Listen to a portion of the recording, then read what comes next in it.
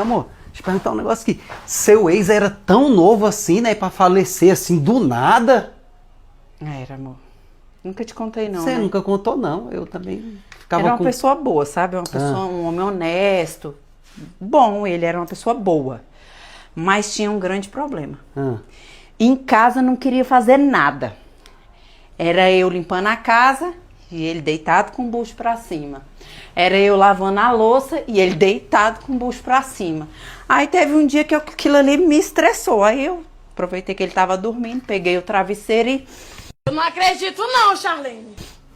Aí eu achei que ele ia acordar, amor. Mas no outro dia não acordou, não. amor, deixa eu perguntar. É melhor lavar a louça ou você quer que eu varra aí? O miserável é um gênio! É melhor a louça. A louça? Uhum.